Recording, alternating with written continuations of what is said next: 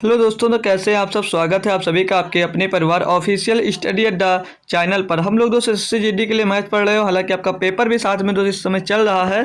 तो हम लोग जो आज प्रैक्टिस करने वाले हैं, आज हम लोग फिर से दोस्त मेंसुरेशन 2D का दोस्त थर्ड पार्ट करेंगे। हमने इसको 2 लेक्चर में कंप्लीट करने के लिए कहा था, लेकिन बात करेंगे दोस्त इसकी, तो हम लोग जो टॉपिक था, क्लासेस थी तो लंबी हो गई थी। जैसे एक क्लास लिया इसका हमने 1.5 घंटे की, और दूसरी क्लास लगभग 2 घंटे की बन गई थी, तो 2 क्लास में इसको कवर नहीं कर पाए। तो इसमें कुछ कॉन्सेप्ट बचे थे, कुछ क्वेश्चन बचे थे, यानी कि जैसे अब हर टाइप का क्वेश्चन करवाना मेरा फर्ज है भाई, कि जैसे अब कोई भी क्वेश्चन उसको हर टाइप से जब करवा दूंगा तभी आपके पेपर में आएगा, तो आप लोग कर पाओगे। तो ये क्लास होगी आज। क्लास आपकी दोस्त छोटी होने वाली है। इसमें पॉलीगन छूट गया था तो वो मैं करवा दूंगा भाई, और जो जिस टाइप के कुछ क्वेश्चंस बचेंगे उनको भी आज हम लोग दोस्त कवर करने वाले हैं। तो सेम बात है, इसमें भी आपको कॉन्सेप्ट सीखने को मिलेगा। और क्लास बात करें तो रोज शाम को 7 बजे चलती है, तो रोज आज शाम को आपको दोस्त 7 बजे आना है। और आज ये दोस्त 2D की लास्ट क्लास होने वाली है। इसके बाद हम लोग बात करेंगे तो जो कल क्लास होने वाली है वो 3D की क्लास होगी। ठीक है, कल 3D की क्लास हो जाएगी। फिर आप लोगों की भैया 10 फरवरी से भाई 10 फेब से भैया आपकी NTPC और ग्रुप डी की कंबाइंड क्लास चलने लगेगी। ठीक है, NTPC और ग्रुप डी की भैया कंबाइंड क्लास आप लोगों की चलने लगेगी। तो बेहतरीन तरीके से वहां आपको अगर कवर करना है तो आकर मिलिएगा, और बेहतरीन तरीके से अपने सिलेबस को कंप्लीट करिए। आपको चैप्टर वाइज क्लासेस तो इसकी मिलेंगी, NTPC और ग्रुप डी के भैया चैप्टर वाइज पढ़ेंगे, और क्वेश्चंस की भी प्रैक्टिस करने वाले हैं। तो जब सप्ताह में हम देखो 7 के 7 दिन क्लास चलाएंगे भाई, संडे का भी छुट्टी नहीं होगा। तो आपको सैटरडे और संडे को जो क्लास मिलेगी उसमें भैया आपको प्रैक्टिस सेट करवा दिया करूंगा। और आपको सप्ताह के सोमवार से शुक्रवार तक, ठीक है भाई, वो उतने दिन हम लोग भाई सिर्फ और सिर्फ चैप्टर वाइज क्लास करेंगे। ठीक है, क्योंकि जो उसमें चैप्टर है काफ़ी एडवांस लेवल की मैथ आती है। ठीक है, तो उसको भी कवर करना बेहतरीन तरीके से। तो 10 फरवरी याद कर लीजिएगा, और 10 फरवरी को जो क्लास चलने वाली है भाई, वो भी आपको शाम को 7 बजे ही चलेगी। ठीक है, शाम को 7 बजे चलेगी। अगर GD की मैं बात करूंगा, अगर इसका कुछ 2 4 5 इंपॉर्टेंट क्लास मैं लूंगा जिसमें से आपको 20-20 क्वेश्चन करवाए जाएंगे, तो वो सुबह क्लास चलेगी अगर लूंगा तो। ठीक है, बाकी अगर आप लोग मेरे शुरुआत से जुड़े हुए हो तो लास्ट तक अगर जुड़कर भाई कर लियो, GD के सभी चैप्टर प्रैक्टिस कर लियो भाई। अगर एक बार सब कुछ देख कर चले जाओगे, अगर नोट्स बनाया भाई, तो कोई दिक्कत ही नहीं होगी पूरे एग्जाम्स में। ठीक है, तो चलते हैं। तो आज हम स्टार्ट करेंगे। कल हालांकि आपको एक भी क्वेश्चन होमवर्क के लिए नहीं दिया गया था, तो कल हम लोग भाई वृत्त का जो कॉन्सेप्ट था वो क्लियर कर लिए थे। ठीक है, वृत्त के बारे में सीख लिया था, तो वृत्त पर 1-2 क्वेश्चन किए थे, बाकी क्वेश्चन नहीं किए थे। तो आज वृत्त सर्किल पे कुछ क्वेश्चंस को कर लेंगे, प्रैक्टिस कर लेंगे तो अच्छा रहेगा। फिर आज हम लोग दोस्त आपकी क्लास को कंटिन्यू करेंगे। ठीक है, फिर हम लोग भाई मतलब कि क्लास स्टार्ट कर देंगे आगे की। ठीक है, तो इसमें क्वेश्चन को देखिएगा, जैसे ये पढ़ लेंगे ना कॉन्सेप्ट, फिर इसके बाद कॉन्सेप्ट आपका शुरू हो जाएगा पॉलीगन का। ठीक है, तो पॉलीगन के बारे में सीख लेंगे। काफ़ी बेहतरीन चीज़ है पॉलीगन भाई, उसमें बहुत अच्छा अच्छा कॉन्सेप्ट है, उस पर क्वेश्चन भी अगर बनेंगे तो भी कोई दिक्कत नहीं है यार, आप लोग कर लोगे। ठीक है भाई, तो चलिए इस क्वेश्चन के बारे में बात करेंगे। इसमें दिया कि एक अर्धवृत्ताकार रास्ता का परिमाप 36 मीटर है, तो इस रास्ता का क्षेत्रफल क्या होगा। परिमाप दिया गया है तो भैया क्षेत्रफल पूछा जा रहा है। तो अर्धवृत्ताकार मैंने आपको कॉन्सेप्ट सिखाया था भैया, सेमी सर्कल बताया था नहीं बताया था भाई, याद है कितने बच्चों को या नहीं याद है? कितने बच्चे हैं जो इनको याद है सेमी सर्कल का कॉन्सेप्ट बताया था जो भाई? ठीक है, ये सेमी सर्कल था भाई, ये सेमी सर्कल था भाई, और ये इसकी त्रिज्या R थी, और इधर भी तो त्रिज्या इसकी R थी। ठीक है भाई, अब इसमें जो परिमाप इसका मैंने आपको क्या बताया था, परिमाप भैया लिखाया था नहीं लिखाया था, आप लोग को याद है या भूल गए हो? तो परिमाप मैंने आपको अगर याद होगा तो मैंने लिखाया था पाई R। परिमाप मैंने लिखाया था पाई R + 2R, पाई R + 2R, यही तो परिमाप लिखाया था दोस्त। तो सेमी सर्कल का जी सर यही लिखा था।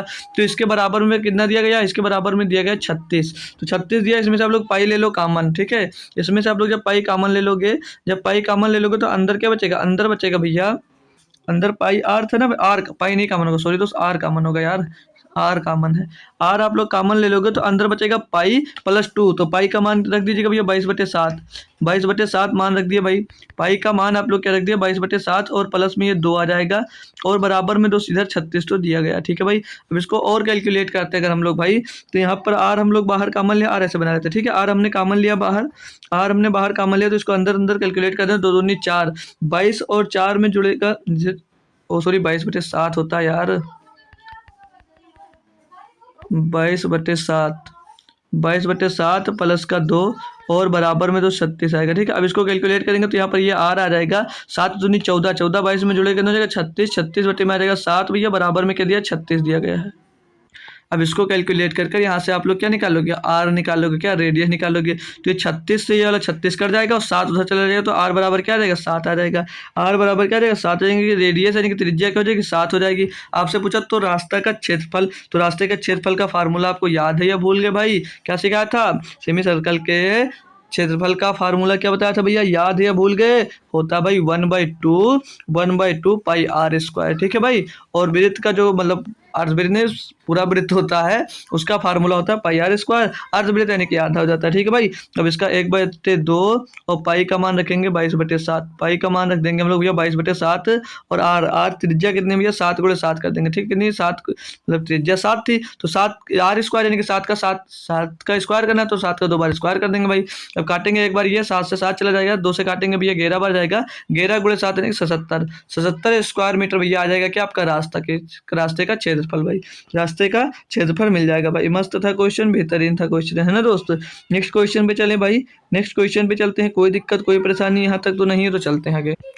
अगला क्वेश्चन देख लेते हैं भाई। तो अगला क्वेश्चन भी बेहतरीन तरीके से दिया गया है, क्या है, पढ़ेंगे क्वेश्चन को एक बार भाई हमारे साथ। एक वृत्त के परिधि तथा व्यास का अंतर x इकाई है, तो वृत्त का व्यास क्या है। मतलब जो एक वृत्त है उसकी परिधि और व्यास का अंतर x दिया है, तो वृत्त के परिधि और तथा व्यास का जो अंतर है वो x इकाई है। तो पूछ रहा है कि वृत्त का व्यास यानी कि डायामीटर आपसे पूछा जा रहा है। तो यहाँ पर वृत्त की परिधि, वृत्त के परिधि का फार्मूला याद है नहीं याद है, क्या होता है भाई, 2πr होता है, नहीं होता है, क्या होता है भाई, 2πr होता है, जी सर याद है, 2πr वृत्त का परिधि हो गया। और व्यास का अंतर, तो वृत्त का व्यास क्या होता है भाई, याद है व्यास क्या होता है भाई, और रेडियस होती है आर, रेडियस होती है आपकी आर, और जो व्यास होता है डायामीटर होता है रेडियस का डबल होता है, यानी कि रेडियस कितनी हो जाएगी, 2r हो जाएगी। तो यहाँ पर इसका अंतर क्या हो जाएगा, 2r। और इनका जो अंतर है ना, इनके परिधि का और व्यास का जो अंतर दिया गया वो क्या दिया गया, x दिया गया, कितना दिया भाई, यहाँ पर x दिया गया। बात क्लियर है, जी सर क्लियर है। तो अब इसको हम सॉल्व करते हैं अगर यहाँ से, तो यहाँ से 2r कॉमन हो जाएगा, यहाँ से 2r कॉमन हो जाएगा, तो 2r कॉमन होगा तो अंदर क्या बचेगा, π-1, क्या बचेगा, π-1 बच जाएगा, और बराबर में इधर क्या बच जाएगा, बराबर में इधर x बच जाएगा, ठीक है, बराबर में इधर x बच जाएगा। अब हमसे क्या पूछा दोस्त, हमसे पूछा है कि x इकाई है, तो वृत्त का व्यास पूछा यानी कि डायामीटर पूछा यानी कि 2r का मान पूछा। तो भैया 2r का यहाँ से मान निकाल सकते हो, x इधर है ही, x इधर है ही, और बट्टे में इसके π-1 नीचे भेज दो भैया, π-1। तो जब π-1 भेज दिया भैया तो 2r का मान मिल गया, और आपसे पूछा क्या गया था, सिर्फ और सिर्फ व्यास ही पूछा गया था। तो 2r = x/π-1, ऑप्शन नंबर भैया कौन सा है, ऑप्शन नंबर ए मिल जाता है, ऑप्शन नंबर ए आपको भैया क्वेश्चन में मिल जाता है। कुछ भी दम नहीं था क्वेश्चन में ना, डायामीटर यानी कि d बराबर क्या मिल जाएगा भैया, d बराबर मिल जाएगा आपको x/π-1। बात क्लियर है दोस्त, क्वेश्चन में मजा आ रहा है ना भाई अच्छे से करने में दोस्त, व्यास d ही होता है, ये बात ध्यान रखना, थोड़ी सी गलती पूरा आपको क्वेश्चन बेकार कर देगा, ठीक है भाई। तो सब कुछ याद रखना, 2r को ही हम लोग क्या कहते हैं, डायामीटर, ये बात आपको हम बताए थे कल या परसों में, ठीक है भाई। नेक्स्ट क्वेश्चन दिया आपको भैया 5 नंबर और 35 नंबर। इसमें क्या बोला है कि एक पहिया 44 किलोमीटर की दूरी तय करने में 2000 चक्कर लगाती है, तो पहिए का व्यास क्या। ये भाई टाइम एंड डिस्टेंस में शायद क्वेश्चन बनता है इस टाइप का, लेकिन यहाँ पर लेने का मकसद भी है, कुछ है जो आपको बताया जाएगा, ठीक है। इसको समझिएगा क्वेश्चन को कैसे किया जा सकता है मेरे दोस्त, ठीक है। जो पहिया होता है आपका कैसा होता है, वृत्त ही तो होता है, वृत्त की तरह ही तो होता है जो पहिया होता है आपका, कहीं नहीं तो बताएंगे एक बार सभी लोग। तो आप सब लोग इसमें से कॉमन सी चीज़ बताओ, जैसे कोई पहिया है जो सर्कुलर है, कोई पहिया है जो सर्कुलर है, कोई भी पहिया है या कोई सर्कुलर टायर है, तो एक चक्कर लगाने में कितनी दूरी तय करेगा, क्या आप मुझे बता सकते हो भाई। कोई भी सर्कुलर टायर है जो जब वो एक चक्कर लगाएगा, मान लीजिए यहाँ से स्टार्ट किया और ये इधर पूरा होते हुए पूरा यहाँ तक आया, यानी कि अपने परिधि जितनी, यानी कि जितना उसका पेरीमीटर है उतना वो चलेगा भाई, उस एक चक्कर में जितना उसका पेरीमीटर है वो मतलब परिधि जितनी होती है वो उतना चलेगा, ठीक है। जैसे अगर यहाँ से स्टार्ट किया तो यहाँ तक गया, तो एक चक्कर में कितनी दूरी तय की भाई, एक चक्कर में चली गई दूरी कितनी हो जाएगी, एक चक्कर में पूरी दूरी तय करता है, तो एक चक्कर में जितनी दूरी तय करता है वो कितनी होता भैया, अपनी परिधि के बराबर तय करता है। और वृत्त का परिधि क्या है, वृत्त का परिधि क्या होती है भैया, 2 पाई आर होती है। क्या होती है, 2 पाई आर ही तो होती है भैया वृत्त की परिधि। जी सर। अब ये एक चक्कर में लगाई गई दूरी इतनी है, लेकिन उसने क्या कहा कि 2000 चक्कर लगाते हैं तो पहिए का व्यास कहते हैं। तो पहले आप लोग 2000 चक्कर के डिस्टेंस निकालोगे भैया। क्या निकालोगे, 2000 चक्कर के डिस्टेंस निकालोगे, नहीं निकालोगे। तो 2000, यहाँ पर देखिए जो पहिया है, पहिया 44 किलोमीटर दूरी तय करने में 2000 चक्कर लगाती है भाई। और इसकी अगर मैं डायामीटर की बात करूँ तो डायामीटर कितना आर हो जाएगा, नहीं हो जाएगा। इसकी जो डायामीटर होगा वो कितना हो जाएगा, आर हो जाएगा। तो एक चक्कर में चली गई दूरी भैया कितनी है भैया, 2 पाई आर है। तो 2000 चक्कर में चली गई दूरी कितनी होगी, 2000 चक्कर में तय करी गई कितनी दूरी की, तो 2000 गुणे मतलब इसे 2000 चक्कर में कितनी डिस्टेंस तय करोगे भैया, एक चक्कर में 2 पाई आर डिस्टेंस तय करते हो तो 2000 तो 2000 बार पहिया घूमे तो उतनी देर में कितने डिस्टेंस तय करोगे, इसमें भैया गुणा कर देंगे तो 2 पाई आर स्क्वायर, 2 पाई आर भाई, 2 पाई आर दिया है। तो 2000 चक्कर की टोटल डिस्टेंस कितनी भैया, टोटल डिस्टेंस कितनी है, टोटल डिस्टेंस है भाई, टोटल डिस्टेंस है यहाँ पर देखेंगे हम लोग भाई कितनी दिया है, टोटल डिस्टेंस दिया आपको इतनी। ये टोटल डिस्टेंस आ गई कितनी, किसकी भैया, 2000 पहिया, अरे यार 2000 बार पहिया घूमने में इतनी डिस्टेंस उसने तय की है। ठीक है भाई, चलो यार छोड़ो हटाओ बन ही नहीं रहा, चलो अब बन गया। ठीक है भाई, इतनी डिस्टेंस तय की है, इतनी डिस्टेंस उसने तय की है कि नहीं की है आपको पता है। अब ये टोटल डिस्टेंस आपको यहाँ से मिल गई। अब ये किसके बराबर है भैया, ये 44 किलोमीटर के बराबर है या नहीं है, ये 44 किलोमीटर के बराबर है। जी सर। अब जो यहाँ पर आंसर्स दिए गए हैं वो सब मीटर में दिए गए हैं, जो आंसर्स दिए गए हैं सारे के सारे भैया मीटर में दिए गए हैं। जब सारे मीटर्स में दिए गए हैं तो भैया इसको क्या करोगे, मीटर में बनाना पड़ेगा। तो इसको मीटर में मैं चेंज कर लूँगा भाई। तो इसको देखिएगा, इसमें मान रखिएगा आप लोग सभी लोग, ठीक है, अपना मान रखिएगा। तो 2000 गुणे में पाई का मान रखो पहले 22/7, 22/7 रखो। अब यहाँ पर ये 2 मिल रहा है और ये r मिल रहा है, और आपसे क्वेश्चन में पूछा क्या है, आपसे यही तो पूछा भैया। तो पहिए का व्यास क्या है, व्यास यानी कि डायामीटर, और डायामीटर होता क्या है, 2r बराबर d होता है या नहीं होता है। तो इस 2r की जगह पे मैं d पुट कर देता हूँ, और इतनी डिस्टेंस किसके बराबर है भैया, 44 किलोमीटर के बराबर है, 44 किलोमीटर के बराबर है। तो सब आंसर मीटर में दिया, तो एक काम करो, इसको पूरा मीटर में नहीं चेंज कर सकते हो आप लोग, इसको मीटर में चेंज कर लेंगे। तो ये 44 किलोमीटर था, तो इसको किलोमीटर से मीटर में चेंज करेंगे तो 1000 का इसमें हम लोग गुणा कर देंगे। तो 1000 का गुणा कर देंगे तो 44,000 हो जाएगा। कितना हो जाएगा, 44,000 हो जाएगा मेरे भाई। तो अब हम लोग इसको सॉल्व करेंगे, अपना डायामीटर आ जाएगा भाई। तो यहाँ से इसको सॉल्व करने के लिए कलर चेंज कर लेते हैं थोड़ा सा। तो इसको काटेंगे दोनों तरफ भैया, ये 00 000 से 000 खत्म, 2 से काटेंगे भैया ये 22 बार कटेगा, और 22 से ये पूरा 22 खत्म हो जाएगा। तो डी बराबर का 7 जाकर उधर गुणा हो जाएगा तो 7 ही आ जाएगा। तो डी बराबर क्या मिल गया भैया, डायामीटर क्या मिल गया, 7 मीटर। डायामीटर कितना मिल गया भैया, 7 मीटर मिल गया। ऑप्शन नंबर दोस्त इसका बी एकदम सही जवाब हो गया। पता चल गया ना भाई। तो अब देखो, जैसे हमने एक चक्कर में 2 पाई आर डिस्टेंस तय करता है, तो 2000 मतलब 2000 चक्कर लगाया पहिया, तो कितनी डिस्टेंस तय की, तो वो 2000 का इसमें हमने गुणा कर दिया भैया, हमको पता चल गया। आगे जब हम लोग गए भाई, तो जो इतनी डिस्टेंस जो तय की थी वो किसके बराबर थी, वो 44 किलोमीटर के बराबर थी। ठीक है भाई, यहाँ से क्लियर हो गया। नेक्स्ट क्वेश्चन पे आते हैं अब। तो नेक्स्ट क्वेश्चन पे आते हैं भाई, ये लीजिए नेक्स्ट क्वेश्चन दिया आपको कि यदि एक मोटरसाइकिल का पहिया 550 मीटर की दूरी तय करने में 1000 चक्कर लगाता है, तो पहिए की त्रिज्या है भैया, त्रिज्या पूछा सेंटीमीटर में आंसर देना है। तो क्या करोगे भैया, अब एक काम करो, जो पहिया है एक चक्कर में कितना दूरी तय करेगा, एक चक्कर में कितनी दूरी तय करेगा, याद है नहीं, अभी कितनी दूरी बताया था भैया, कितनी दूरी तय करेगा, 2 पाई आर। कितनी दूरी तय करेगा, 2 पाई आर। अब पूछा 1000 चक्कर लगाता है, तो 1000 चक्कर लगाने में भैया कितनी डिस्टेंस तय करेगा, तो 1000 में क्या करोगे, 1000 में भैया 2 पाई आर का गुणा कर दोगे, 2 पाई आर का गुणा कर दोगे भाई। अब इसको आप लोग करोगे भैया, जो मतलब 1000 चक्कर में कितनी डिस्टेंस तय की, ये डिस्टेंस भैया तय की 1000 गुणे 2 पाई आर। तो भैया इनका सबका मान रख दीजिएगा। तो 1000 गुणे अब की बार देखो, आपसे क्या सेंटीमीटर में पूछा गया है और त्रिज्या पूछी गई है। क्या पूछी गई, त्रिज्या पूछी गई है, यानी कि आपकी बार रेडियस पूछा गया, व्यास नहीं पूछा गया। तो आपकी सबका मान रख दिया जाएगा, ठीक है, व्यास त्रिज्या पूछी गई है तो इसकी त्रिज्या रख देंगे। तो भैया यहाँ पर 2 और गुणे में पाई का मान क्या होता है, 22/7। क्या होता है भैया, 22/7 होता है, और गुणे में त्रिज्या आर ही निकालना है। अब इसके बराबर में क्या आएगा भैया, 550 मीटर। 550 मीटर की दूरी तो तय की थी भैया, 1000 चक्कर में कितनी दूरी तय की, 550 मीटर। तो उसके बराबर हम लोग रख देंगे भैया इसको। तो 550 550। अब ये मीटर में भैया, और आंसर जो सेंटीमीटर में मांग रहा, तो इसमें 100 का क्या कर दोगे, गुणा कर दोगे, तो मीटर से सेंटीमीटर में दोस्त चेंज हो जाएगा।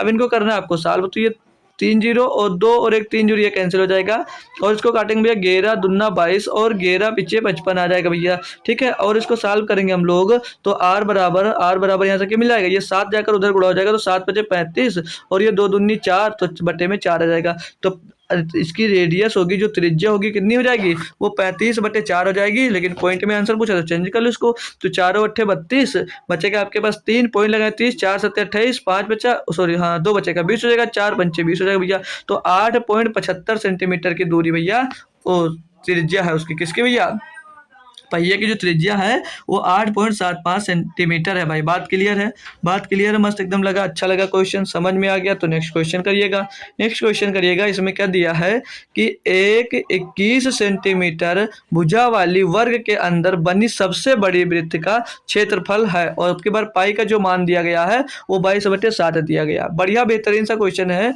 एक कोई 21 सेंटीमीटर भुजा वाली एक वर्ग है, उसके अंदर सबसे बड़े वृत्त का क्षेत्रफल क्या होगा, मतलब इसे कोई वर्ग है, कोई वर्ग बना हुआ है, मान लीजिए ये वर्ग बना हुआ, ठीक है, ये वर्ग बना है, इसके अंदर बोलता है, इसके अंदर सबसे बड़ा वृत्त कितना बड़ा बनाया जा सकता है, यही सीधे सीधे ये आप समझ लीजिएगा, ये आपसे पूछा गया। मतलब कोई 21 सेंटीमीटर वाला ये वर्ग, मान लीजिए आपका ये वर्ग है भाई, ये 21 सेंटीमीटर वाला वर्ग है भाई। अब ये पूछा जा रहा है कि इसके वर्ग के अंदर बनी सबसे बड़ी वृत्त का क्षेत्रफल क्या होगा, तो इसके अंदर सबसे बड़ा क्षेत्रफल कितना बन सकता है, सोच लीजिए भाई। इस टाइप का क्वेश्चन है आपके जीडी में बहुत ज़्यादा आता है भाई, ठीक है, बहुत ज़्यादा जीडी में क्वेश्चन आता है।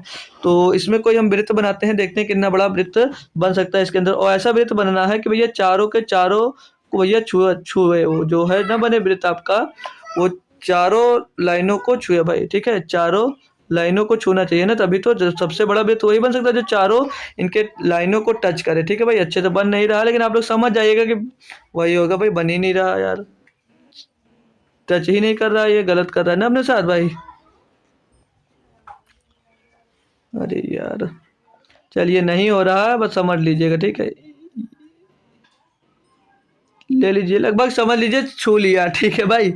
अब ये बन गया वृत्त, मतलब जैसे कि कभी भी किसी वर्ग के अंदर कोई भी वृत्त बनाया जाएगा, सबसे बड़ा वृत्त बनाया जाएगा, तो इसमें भैया सारी भुजाओं को टच करेगा। मान लीजिए ये ए भुजा है, ये भी ए भुजा है, और ये भी भुजा ए है, तो ये भी भुजा है ये है, तो सभी को दोस्त ये टच करेगा, सभी भुजाओं को दोस्त ये टच करेगा। अब इस वृत्त का व्यास मैं पूछूं तो क्या होगा, अगर मैं आपसे वृत्त का व्यास पूछता हूं, तो जो वृत्त का व्यास होगा वो वर्ग की भुजा ही तो होगी। जैसे ये वृत्त का व्यास क्या होगा, यही तो होगा भाई, वृत्त का व्यास यही तो होगा। जैसे ये सेंटर पॉइंट है, जो सेंटर है पॉइंट है, सेंटर पॉइंट से जो दोनों परिधि में टच होगा भाई, तो जो व्यास होगा तो वही तो वर्ग की भुजा ही तो होगी, क्योंकि ये इसके बराबर ही तो इसके पैरेलल होगा भाई, इसके पैरेलल होगा। बताओ यार, होगा या नहीं होगा।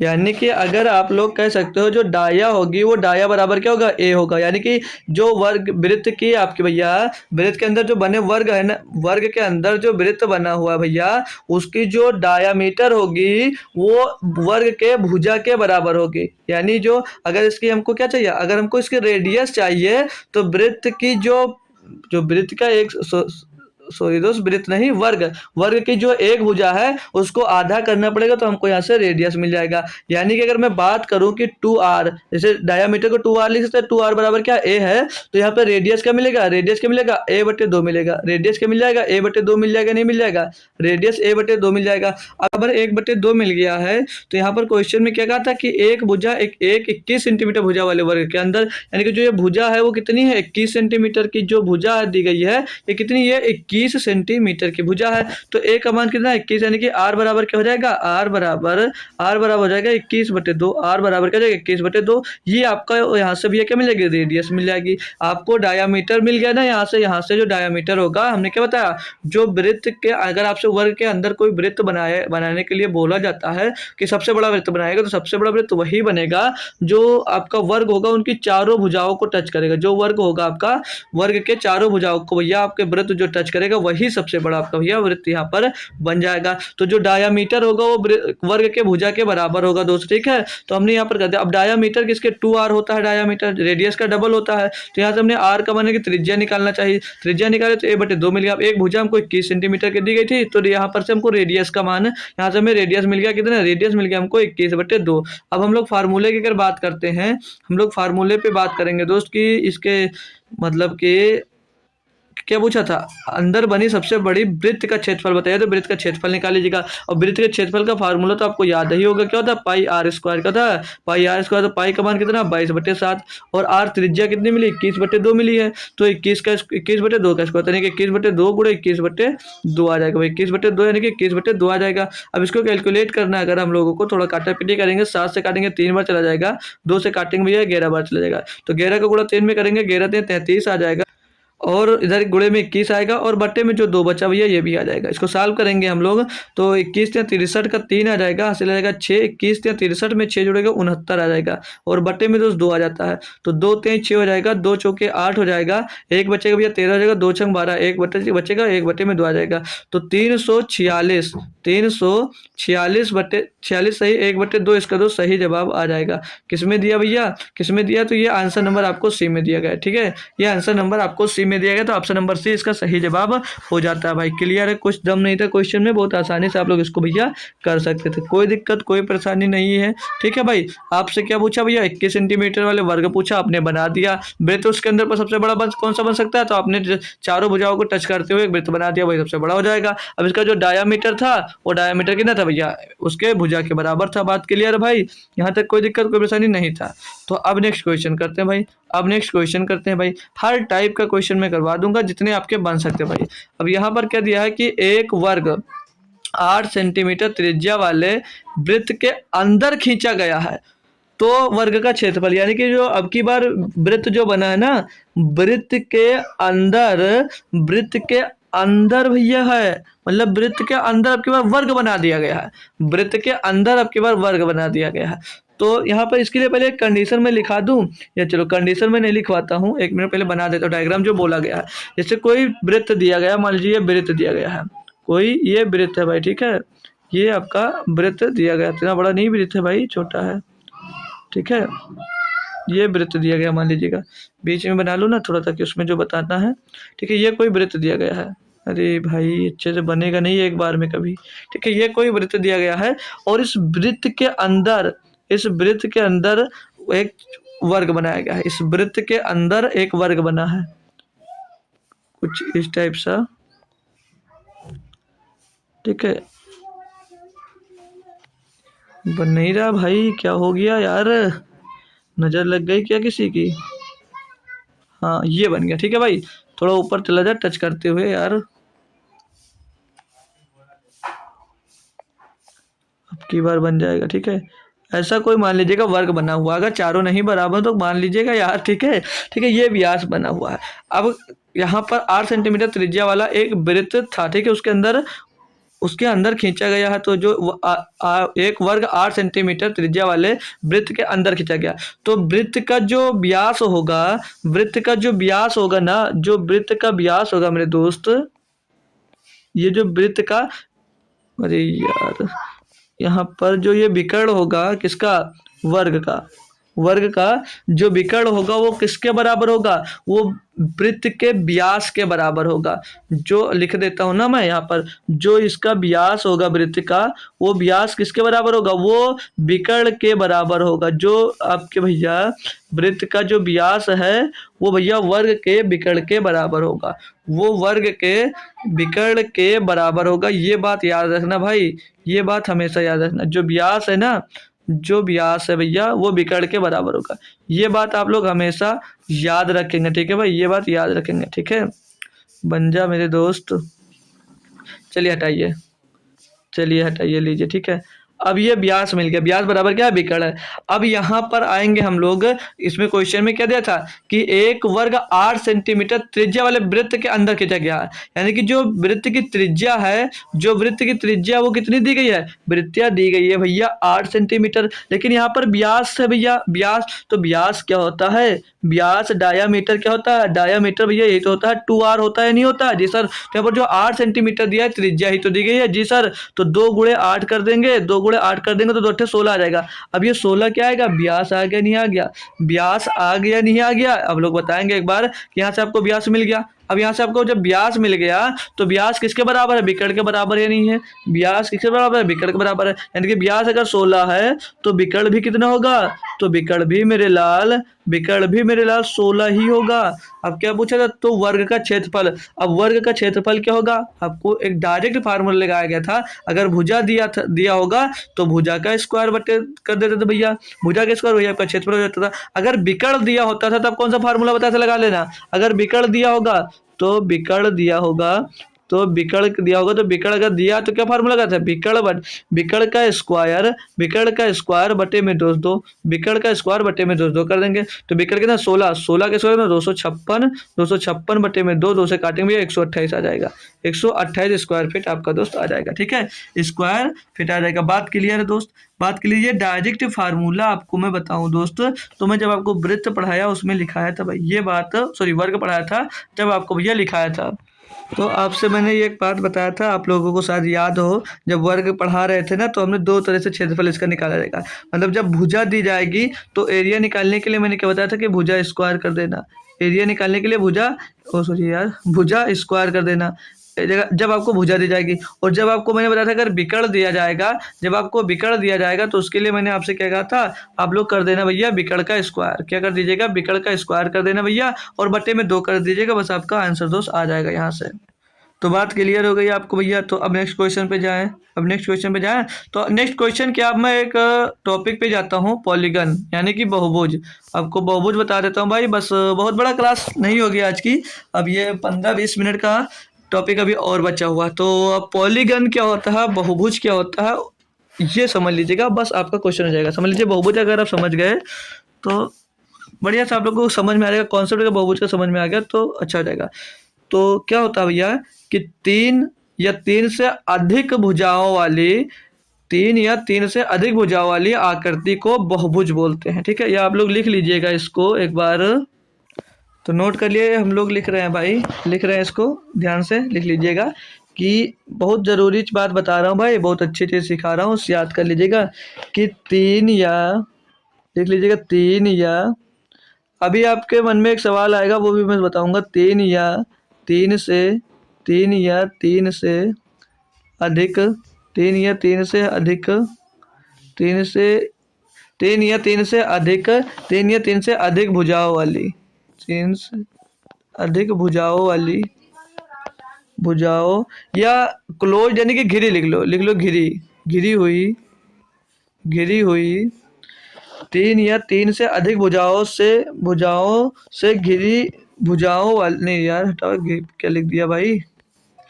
3 या 3 से अधिक भुजाओं वाली घिरी आकृति, यानी कि क्लोज्ड, 3 या 3 से अधिक भुजाओं वाली घिरी आकृति को, घिरी आकृति को बहुभुज कहते हैं, घिरी आकृति को बहुभुज कहते हैं भाई, बहुभुज कहते हैं, क्या बहुभुज कहते हैं भाई, बहुभुज कहते हैं।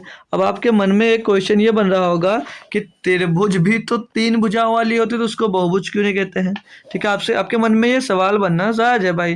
तो इसे यहाँ पर मैं बता दूं भाई कि जैसे 3 भुजाओं वाली आकृति, मान ली ये बता दिए, तो क्या ये बहुभुज है, पॉलीगन है भाई, ये बिल्कुल है भाई, बिल्कुल है भाई। अब आपसे क्वेश्चन बना, ये बना दूं मैं, ये क्या पॉलीगन है भाई, बिल्कुल पॉलीगन है।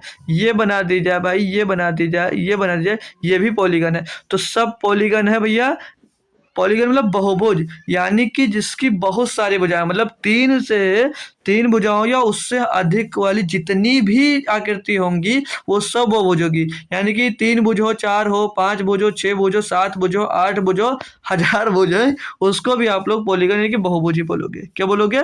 बहुभुज ही बोलोगे भाई, ठीक है। तो ये कंफर्म आपका दो हो गया, ये वाला हो सकता है क्वेश्चन बना हो आपके, ठीक है। तो पॉलीगन के बहुत कुछ फार्मूलेज हैं, उनको लिख लीजिएगा। इसमें अब लिख लीजिएगा आप लोग किस पे क्वेश्चंस बनेगा, उसके मैं फार्मूले लिखवा रहा हूँ, ठीक है। तो पहले लिख लीजिएगा आप लोग, क्या लिखेंगे सभी बच्चे? आंतरिक कोण। क्या लिख लेंगे भैया? आंतरिक कोण। आंतरिक कोण इंग्लिश में भी लिखना चाहोगे इसको, आंतरिक कोण को? तो आंतरिक कोण को इंग्लिश में मैं बताऊं तो इंग्लिश में इसको लिखा जाता है, आंतरिक कोण को इंग्लिश में लिखा जाएगा इंटीरियर एंगल। क्या लिखा जाएगा भैया? Interior angle. इंटीरियर एंगल लिखा जाएगा, ठीक है भाई, ये इंग्लिश में लिखा जाएगा। अब इंटीरियर एंगल के भी 2 पार्ट बनते हैं, इसमें 2 फार्मूला पूछा जाता है, मतलब 2 क्वेश्चन इनसे भी बनते हैं, ठीक है। तो जो पूछे जाते हैं काफ़ी इंपॉर्टेंट भाई, इन पर सीधे क्वेश्चन बनेगा जो मैं लिखवा रहा हूँ, ठीक है। तो यहाँ पर एक जो पूछा जाएगा वो बोला जाए उसको ईच इंटीरियर एंगल, यानी कि प्रत्येक आंतरिक कोण। इसको हिंदी में लिख देता हूँ, प्रत्येक आंतरिक कोण। प्रत्येक आंतरिक कोण लिखा जाएगा इसको भैया। क्या लिखा जाएगा? प्रत्येक आंतरिक कोण बोला जाएगा, इसको इंग्लिश में बोला जाएगा ईच इंटीरियर एंगल पूछा जाएगा। तो इसके लिए फार्मूला क्या होगा? और एक पूछा जाएगा इसी में, एक दूसरा जो पूछा जाएगा वो पूछा जाएगा भैया सम ऑफ इंटीरियर एंगल, यानी कि आंतरिक कोणों का योग। आंतरिक सॉरी गलत हो गया, आंतरिक कोण का योग। आंतरिक कोण का योग पूछा जाएगा, आंतरिक कोण का योग, ये भी पूछा जाएगा, आंतरिक कोण का योग, ठीक है, आंतरिक कोण का योग। तो इन दोनों के लिए फार्मूला क्या यूज करोगे मेरे दोस्त? तो आंतरिक, जब प्रत्येक आंतरिक कोण यानी कि ईच इंटीरियर एंगल पूछा जाएगा तो उसके लिए फार्मूला बनता है n-2 और मल्टीप्लाइड बाई 180 यानी कि 180 और बट्टे में हो जाता है n। और जब आपसे आंतरिक कोणों का योग पूछा जाएगा तो उसके लिए n-2 और गुणे में 180 लगाना बस भाई, ठीक है। अब यहाँ पर n क्या हो जाएगा? तो n को बोला जाएगा भुजाओं की संख्या। n जो होगी वो n जो क्या होगा? n होगा भुजाओं की संख्या। जो n होगा भैया वो भुजाओं की संख्या होगा। n को क्या बोलेंगे? भुजाओं की संख्या। भुजाओं की संख्या बोला जाएगा, ठीक है। अब आपने आंतरिक कोण के बारे में सब कुछ पता चल गया। तो अब एक इसी में पूछा जाएगा बाह्य कोण। क्या पूछा जाएगा भैया? बाह्य कोण। इसको पार्ट करेंगे, फिर इसमें डायरिंग लिख लीजिएगा बाह्य कोण, ठीक है। हिंदी में हो सकता है अगर बाह्य गलत लिख जाए तो आप लोग सही कर लीजिएगा, ठीक है। बाह्य कोण, बाह्य कोण को इंग्लिश में क्या बोलेंगे भाई? बाह्य कोण को इंग्लिश में बोलेंगे एक्सटीरियर एंगल। क्या बोलेंगे भाई? इसको बोला जाएगा एक्सटीरियर एंगल। एक्सटीरियर एंगल बोला जाएगा इंग्लिश में। इसमें भी 2 पार्ट होंगे भाई, इसमें भी 2 फार्मूले बनेंगे, इसमें भी सेम 2 फार्मूले, तो इन पर भी बनेंगे, ठीक है। इन पर भी सेम 2 फार्मूले बनेंगे। तो उसमें भी ईच एक्सटीरियर एंगल बनेगा, यानी कि प्रत्येक बाह्य कोण बनेगा। इसको इंग्लिश में लिख देता हूँ, ठीक है। Each exterior angle, each exterior angle बनेगा भाई। हटा देता हूँ, नीचे लिखता हूँ, नहीं तो आएगा नहीं ना भाई, दोनों आएगा नहीं। ईच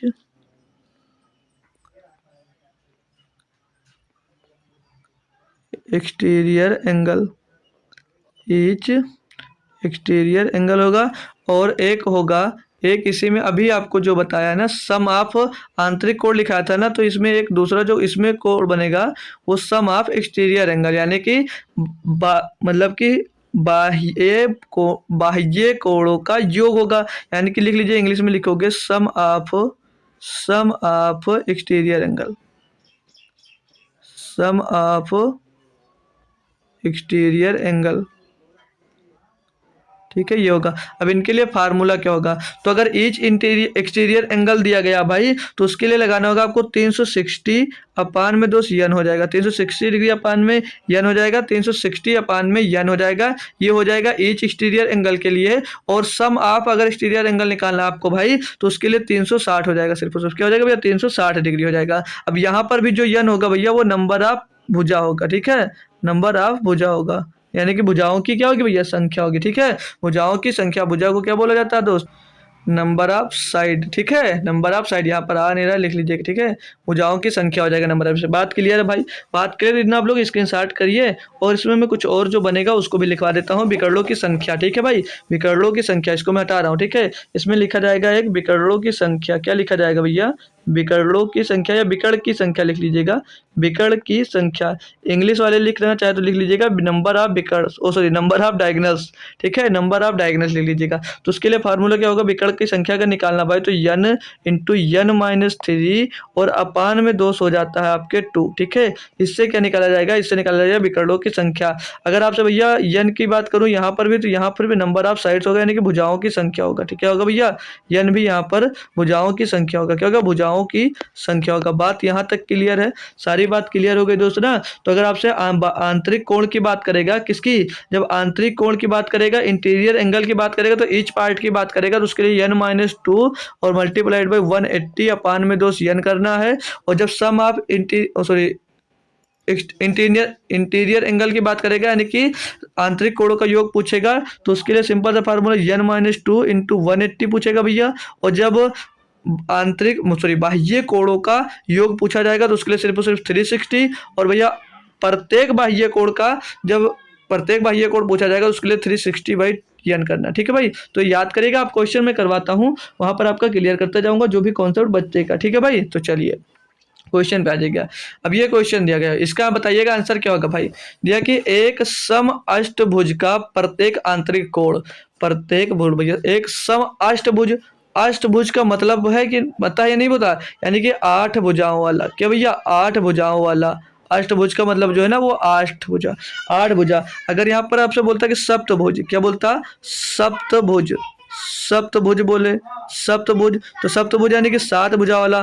पंचभुज बोलता, पंचभुज बोलता भाई, तो पंचभुज बोलता है यानी कि भैया 5 होगा। और क्या बोलता, षष्ठभुज बनता है ना भाई, षटभुज, षटभुज, षटभुज, और षटभुज क्या होगा भैया, 6 होगा, षटभुज को 6 होगा भाई। तो ये भाई याद रखिएगा कि आ सकता है, ठीक है भाई। तो बात क्लियर यहाँ तक। तो यहाँ पर अष्टभुज जो दिया गया, अष्टभुज कितने, 8 है, प्रत्येक अष्टभुज यानी कि n का जो मान दिया गया कितना दिया, 8 दिया गया है। अब यहाँ पर क्या पूछा गया भैया, आंतरिक कोण, यानी कि प्रत्येक आंतरिक कोण पूछा गया, यानी कि ईच इंटीरियर कोण। तो प्रत्येक आंतरिक कोण क्या होता है भैया, प्रत्येक कोण होता है n-2 इंटू 180 बाई n, यही तो है भाई, यही तो फार्मूला है ईच इंटीरियर एंगल का भाई, ईच इंटीरियर एंगल का यही फार्मूला तो है जी सर, यही है।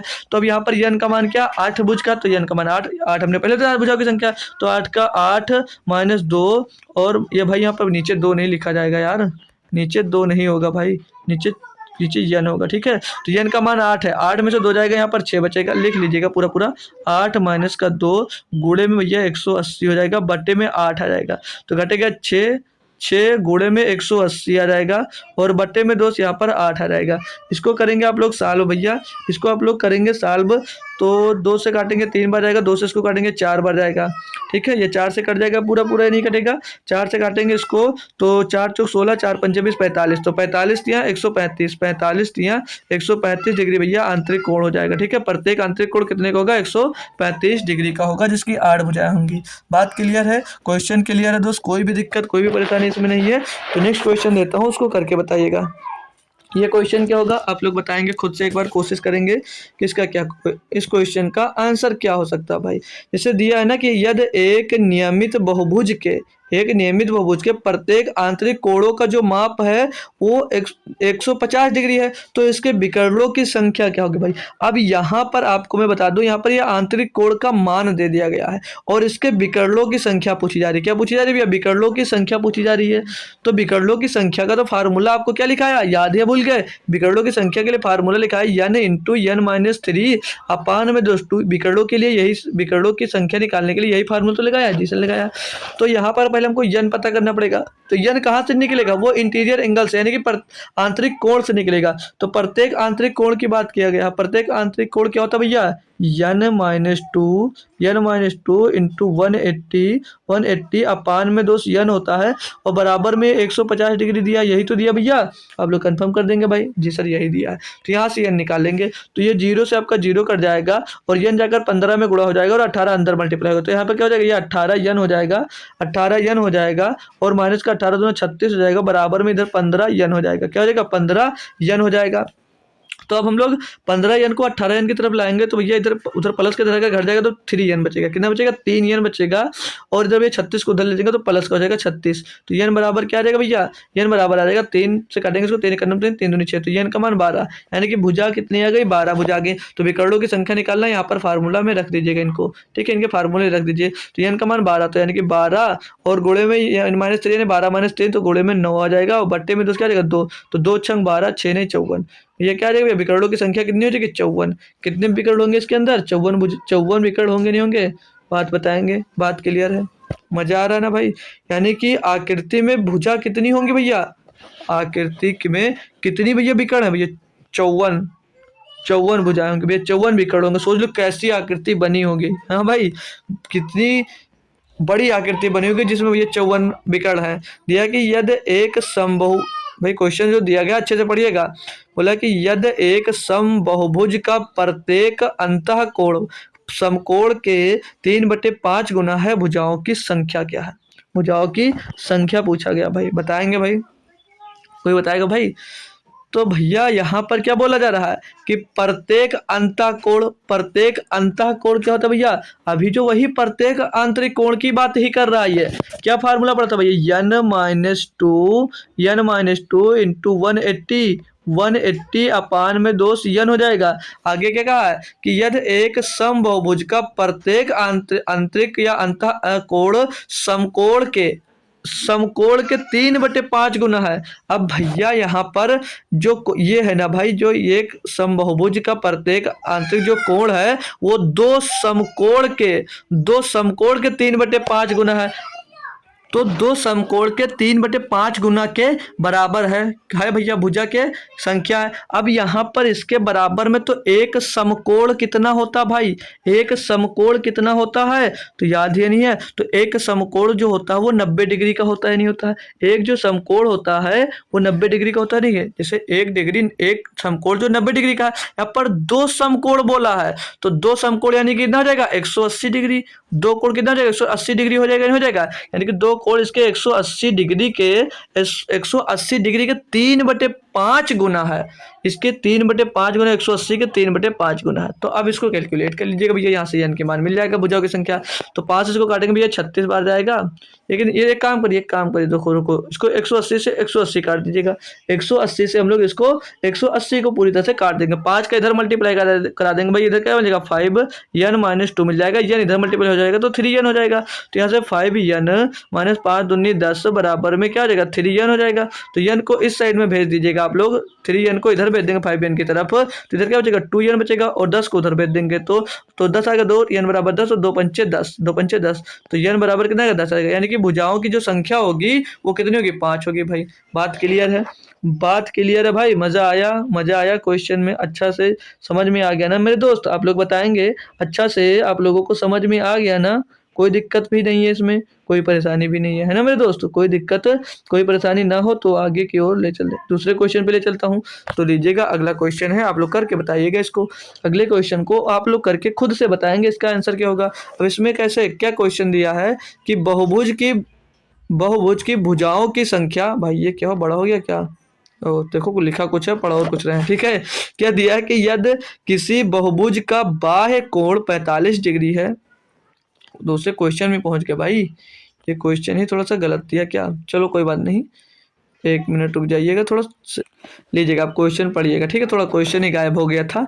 बोला जा रहा है कि बहुभुज की भुजाओं की संख्या ज्ञात कीजिए जिसके सभी आंतरिक कोणों का योग कितना भैया? 1800 डिग्री दिया गया भाई। अब ये क्या बोला है? सभी आंतरिक कोणों का योग यूज हो गया भैया। आपको सम ऑफ इंटीरियर एंगल क्या बताया था भैया? सम ऑफ इंटीरियर एंगल क्या बताया था? n-2 और इंटू में 180, यही तो बताया था भैया कि ये आंतरिक कोणों का योग होता है जी सर। और यहाँ पर दिया कितना भैया? 1800 डिग्री। कितना दिया भैया? 1800 डिग्री दिया गया भाई, 1800 डिग्री दिया गया है जी सर, दिया गया। तो बहुभुज की भुजाओं की संख्या नहीं कि n का मान निकाला भैया, तो 180 से काटेंगे भैया, ये 10 बार जाएगा। तो यहाँ पर n-2 इज इक्वल टू कितना हो जाएगा? 10 हो जाएगा। तो n बराबर 2 जाकर इधर जुड़ जाएगा, कितना हो जाएगा? 12 हो जाएगा भैया। तो भुजाओं की संख्या कितनी हो जाएगी? 12 हो जाएगी। Option number C, option number भैया सी यहाँ पर सही हो जाएगा। अब कुछ करना ही नहीं था, बस कुछ करना ही नहीं था। बात क्लियर है दोस्त, कोई दिक्कत कोई परेशानी नहीं है। बस अगर फार्मूले याद हैं तो भाई बल्ले बल्ले हैं आपके, ठीक है, बल्ले बल्ले हैं। अगला क्वेश्चन है, इसको करिएगा आप लोग भाई, इसको करिएगा। इसमें क्या दिया है कि यदि किसी बहुभुज का बाह्य कोण 45 डिग्री है तो इस बहुभुज के विकर्णों की संख्या ज्ञात कीजिए। अब इस बार किस एंगल की बात कर रहा है? एक्सटीरियर एंगल की बात कर रहा है, एक्सटीरियर एंगल की बात कर रहा है। अब यहाँ पर क्या बोला है कि बहुभुज का बाह्य कोण कितना भैया 45 डिग्री है, तो बहुभुज के विकर्णों की संख्या ज्ञात कीजिए भैया। विकर्णों की संख्या तो हमने इसके लिए भैया क्या, तो प्रत्येक बाह्य कोण का भैया क्या फार्मूला बताया था? प्रत्येक बाह्य कोण का क्या फार्मूला बताया था भैया? 360 बटे में यन, 360 बटे में यन बराबर में ये कितना दिया? 45 डिग्री के बराबर दिया है। बराबर कितना भैया? 45 डिग्री के बराबर दिया गया भैया। तो यहाँ से यन क्या आ जाएगा भैया? 45 इसको काट देंगे भैया, ये कितनी 8 बढ़ जाएगा, तो यन का मान क्या आ जाएगा भैया? 8 आ जाएगा। यन का मान क्या आ जाएगा? 8 आ जाएगा भैया। यन का मान मिल गया आपको 8 डिग्री भैया। कैसे? जो हमने यहाँ पर ये 360 बट्टे में एन लिखा ना भैया, 360 बट्टे में एन लिखा, ये प्रत्येक बाह्य कोण का फार्मूला होता है, ठीक है। तो एन का मान मिल गया। अब आपसे पूछा विकर्ण, तो एन 8 मिल गया है, तो आपको विकर्णों की संख्या निकालना है, तो विकर्णों की संख्या निकाल लीजिएगा भैया, ठीक है। तो विकर्णों की संख्या का फार्मूला क्या लिखा भैया? यन इंटू यन माइनस 3, यही तो फार्मूला लिखा था। और बट्टे में ये क्या हो जाता है? बट्टे में हो जाता है आपका 2, तो यन का मान क्या? 8, और 8 माइनस 3 यानी कि 5, तो 8 गुणे 5 बट्टे में 2, 2 चौके 8, 4 पंचे 20 भैया। 20 भुजा आ जाएंगे। कितने, ओ सॉरी, कितने विकर्ण आ जाएंगे? 20 विकर्ण। विकर्णों की संख्या कितनी हो जाएगी? 20 हो जाएगी भाई। बात क्लियर है? बिल्कुल सही जवाब क्या रहेगा आपका? 20 हो जाएगा। कितने लोग समझ में आ रहा है? क्वेश्चन हमारे साथ में करते जा रहे हैं भाई, ठीक है, आप लोग बताइएगा। अब ये क्वेश्चन दिया है कि यदि एक साधारण बहुभुज का एक आंतरिक कोण 135 डिग्री है तो बहुभुज में विकर्णों की संख्या ज्ञात कीजिए। अब यहाँ पर बहुभुज में एक आंतरिक कोण, जो मतलब एक यानी कि प्रत्येक आंतरिक कोण कितना 135 डिग्री है, तो बहुभुज में विकर्णों की संख्या क्या बहुत आसानी से निकाल सकते हो यार। फार्मूला अपना वही, आंतरिक कोण आपके पूछ लिया भैया, इंटीरियर एंगल, तो एक n-2 इंटू n80 अपान में यन हो जाएगा। और ये कितना दिया भैया? 135 डिग्री के बराबर दिया, ये 135 डिग्री के बराबर दिया है। तो यन का मान निकालेंगे, इसको काटेंगे भाई, तो 45 से 135 और 45 चौको 180 हो जाता है भाई। तो ये भैया यन जाकर उधर गुणा हो जाएगा, तो ये 4n-2 बचेगा, 4n-2 बराबर में 3n हो जाएगा, ठीक है। तो ये 4n-8 हो जाएगा इज इक्वल टू 3n हो जाएगा। तो 3n आएगा, 4n में घटेगा तो n बचेगा, और 8 उधर जाकर प्लस का हो जाएगा। तो n का मान क्या मिलेगा? 8। ये विकर्णों की संख्या पूछा, विकर्णों की संख्या का फार्मूला n इंटू n-3 और बटे में 2, तो 8 और 8 माइनस 3 यानी कि कितना रहेगा भैया? 5 आ जाएगा, और बटे में 2, तो 2 चौके 8 और 4 पंचे 20 भैया। 20 विकर्ण इसमें भी होंगे, इसमें भी कितने विकर्ण होंगे? 20 विकर्ण होंगे। विकर्णों की संख्या बहुभुज में कितनी है भैया? 120 है, ओ सॉरी 20 है। बात क्लियर? कुछ दम नहीं है क्वेश्चन में, बहुत बेहतरीन से बहुत आसानी से क्वेश्चंस को किया जा सकता भाई, ठीक है। तो नेक्स्ट क्वेश्चन 45 नंबर दिया है कि दो समबाहुभुजों की भुजाओं की संख्या का अनुपात 5:6 है। बढ़िया से देखिएगा, समझिएगा, बहुत प्यारा क्वेश्चन दिया गया आपको भाई है। और उनके प्रत्येक अंतःकोण मतलब प्रत्येक आंतरिक कोण का अनुपात कितना दिया भैया? 24:25 दिया गया। तब इन दोनों बहुभुजों की भुजाओं की संख्या भैया, दोनों भुजाओं की संख्या बताना भाई।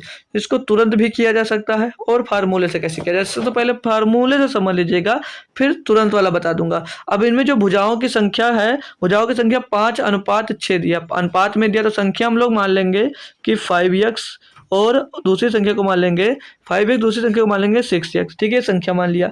तो अब हम लोग दोस्तों ये जो पहली भुजा है, जब ये पहली भुजा है, यहाँ से अगर हम लोग दोस्तों आंतरिक कोण निकालते हैं, प्रत्येक अंतःकोण, तो प्रत्येक अंतःकोण का फार्मूला क्या भैया? n-2 इंटू 180 अपान में n होता है। तो n का मान क्या भैया? 5 है। n का मान क्या भैया? 5x माइनस का 2 और इंटू में 180 और बट्टे में क्या आ जाएगा भैया? n, यानी कि n कितना भैया? 5x है। अब इनका और इनका जो रेशियो है 5:6 का, ये भैया इनके अंतःकोण कितने दिए? 24:25 के अनुपात में दिया है, यानी कि इसका भी इसका बट्टे करेंगे भाई। दूसरा कोण के दूसरा भुजा कितना? 6 है, तो ये क्या हो जाएगा? इसका फार्मूला इसमें पुट करेंगे, 6x माइनस का 2 इंटू में 180 अपान में भैया क्या आ जाएगा? 6x आ जाएगा, और बराबर में किसके बराबर भैया? 24/25 के है, 24/25 के है। इसको सॉल्व करेंगे भाई, इसको सॉल्व करेंगे भाई, तो ये 180 से 180 खत्म हो जाएगा, ये x से ये वाला x खत्म हो जाएगा, और इसको भैया काटा पीटी कर लें। चलो इसको काटा पीटी मत करिएगा, जिसको सॉल्व कर दिया 5x माइनस 2 5x माइनस 2 बचेगा इधर, और बटे में इधर इसके बचेगा 5 बचेगा, बटे में इसके 5 बचेगा, और ये 6 जाकर ऊपर गुणा हो जाएगा, और बटे में 6x माइनस 2 हो जाएगा, बटे में ये 6x माइनस का दोस्त 2 हो जाएगा। इसको फिर से सॉल्व करेंगे भाई, और इसको सॉल्व करेंगे हम लोग भाई, इसको और अब हम सॉल्व करेंगे भाई, और इसके बराबर में ये बचेगा 24 बटे क्या 24 बटे 25 भी बचेगा, तो इसको काट भी सकते हैं, 6 चौके 24 हो जाएगा, और 5 हम 25 हो जाएगा। अब इसका क्रॉस मल्टीप्लिकेशन करवा दीजिएगा, तो 5 का उधर गुणा कराएंगे तो 5 हम 25x हो जाएगा, 5x का 25x माइनस का 5 दूनी 10 हो जाएगा, और इसका भैया 4 का गुणा कराएंगे नीचे तो 4 छंग 24x हो जाएगा, और बराबर में 4 दूनी 8 हो जाएगा माइनस का। इसको सॉल्व करेंगे, अब x वाली वैल्यू को 25x की तरफ ले जाएंगे, और इस -10 को भैया -8 की तरफ लेकर जाएंगे भाई, ठीक है। तो इधर 24x में से मतलब 24x इधर बचेगा तो माइनस का हो जाएगा, और 25 से इधर का प्लस का तो घट करके बचेगा x बचेगा, और इधर माइनस का 10 है, इधर आएगा प्लस का 10 हो जाएगा, तो प्लस के 10 से माइनस का 8 घटेगा तो क्या बचेगा भैया 2 बचेगा, क्या बचेगा 2 बचेगा, यानी कि x का जो मान मिला वो कितना मिला 2 मिला है। अब आपने भुजा जो थी वो माननी क्या थे भैया, भुजा क्या मान थी 5x और 6x, तो भैया 5x x का मान 2 है, 5 दूनी 10, और भैया 6x है तो x का मान कितना 2, तो 6 दूनी 12, तो जो भुजाएं हैं, जो भुजा आपकी कितनी मिल जाएगी भैया 10 12, option number A, option number A भैया, ऑप्शन नंबर ए बोला होगा भैया, ऑप्शन नंबर ए। तब इन भुजाओं की संख्या क्या होगी भैया 10 और 12, हमने क्या मान ली थी 5x 6x मान ली थी भैया, 2 का मान पुट कर दिया भैया, यहाँ से हमको मिल गया। बात क्लियर है, कोई दिक्कत कोई परेशानी नहीं है। अरे हो दिक्कत तो बता दीजिएगा भैया, ये कहाँ से रखा, इसके लिए तो नहीं परेशान हो भैया, प्रत्येक आंतरिक कोण का फार्मूला होता नहीं है n-2 और इंटू 180 अपान में n, यही तो फार्मूला तो भैया प्रत्येक आंतरिक कोण का, भैया हमने लिखा रखा है, आपको पीछे जाकर देख लीजिएगा, ठीक है भाई, कोई दिक्कत कोई परेशानी नहीं है। अब इसको मैंने बताया था कि तुरंत कैसे कर सकते थे, तुरंत कैसे कर सकते थे, तो तुरंत इस तरह से मेरे दोस्त किया जा सकता था भैया। अब यहाँ पर बोल रहे हैं दो सम बहुभुजों की भुजाओं की जो संख्या का अनुपात हो 5:6 है। अब ऑप्शन चेक कर लीजिए मेरे दोस्त की 5:6 के अनुपात में कौन सा ऑप्शन है भैया, ये 2 पंचे 10 और 2 छंग 12, इसको चेक भी करोगे तो 3 चौक 12 3 बचे 15, भैया ये नहीं आ रहा, ये 2 चौके 8 2 पंचे 10, इसको चेक करोगे तो 3 चौक 12 3 से घटा, तो ये ऑप्शन से एक से मिल जाता, वैसे भी भैया 5:6 में था। तो ये एक लास्ट क्वेश्चन है, इसको करना है आप लोगों को, सेम जैसे क्वेश्चन है वो है, बस ये ऑप्शन से नहीं होगा, ठीक है, ऑप्शन से वो ऑप्शन से कर लेना, जैसे वैसे कर इसका आंसर आप लोग कमेंट बॉक्स में दे देना दोस्तों। तो आज की क्लास इतनी ही रखेंगे भाई, आज की क्लास को हम लोग इतनी ही रखेंगे, और कल आपका भाई संडे है, ठीक है, तो कल आपका भाई संडे है, तो कल हमारी लास्ट क्लास होगी 3D की, ठीक है, कल लास्ट क्लास होगी 3D की मेरे दोस्त। ये क्लास स्पेशल लेनी पड़ी क्योंकि दोस्त थोड़ा इसमें से बच गया था, ठीक है भाई। तो इसकी जो लास्ट क्लास हो जाएगी आपकी 9 तारीख को हो जाएगी, यानी कि 9/2 को होगी, 9/2/25 को भैया लास्ट क्लास होगी, और 10 फरवरी से यानी कि 10/2 से भैया 10 फरवरी 2025 से हमारा ग्रुप डी यानी कि आरआरबी एनटीपीसी और आरआरबी ग्रुप डी की आपकी भैया क्लासेस बेहतरीन तरीके से भैया आपकी बेहतरीन तरीके से भैया क्लास स्टार्ट हो जाएगी, ठीक है। तो आप लोग कवर करने के लिए तैयार हो जाइए 10 फरवरी, ठीक है। तो रेलवे के लिए कोई भी एग्जाम्स हो उसमें आप ये यूज होगा, मतलब जो मैथ पढ़ोगे वो सभी के लिए दोस्त हो सकता है, ठीक है। तो बेहतरीन तरीके से सभी भाइयों और बहनों को दोस्त आना है 10 फरवरी को शाम को 7 बजे से, ठीक है, 10 फरवरी को शाम को 7 बजे से आ जाइएगा, ठीक है। तो कल की क्लास 7 बजे है भाई, तो कल भी एक 3D की क्लास है, 1 घंटा 10-15 मिनट की बनने वाली है, तो उसको भी कवर कर लीजिएगा। और उसके बाद में हम लोग बेहतरीन तरीके से पढ़ेंगे, क्या हम लोग पढ़ेंगे मेरे दोस्त ग्रुप डी के लिए पहले चैप्टर वाइज परसेंटेज से इसको स्टार्ट करेंगे। और अभी स्टार्टिंग में बताया था, हालांकि अगर जो नहीं आया वो एक बार सुन लेगा, हमारा जो चार्ट रहेगा यानी कि टाइम टेबल जो रहेगा मेरे दोस्त, वो रहने वाला आपका भाई सोमवार से फ्राइडे, मतलब मंडे टू फ्राइडे आपका भैया चैप्टर वाइज चलेगा। और सैटरडे संडे ये दोनों भैया आपके पेपर प्रैक्टिस करवाऊंगा, जो प्रीवियस टाइम में आपके पेपर हुए हैं ना उनको मैं प्रैक्टिस करवाऊंगा, ठीक है भाई। तो चलिए बेहतरीन तरीके से जुड़ेगा, सोमवार है उस दिन चैप्टर वाइज आपका स्टार्ट भी कर दूंगा, फिर मिलिएगा भाई अच्छे से और तैयारी अपनी बेहतरीन बनाएगा। तो मिलते हैं आपको फिर कल शाम को 7 बजे, तब तक थैंक यू सो मच दोस्तों, जय हिंद।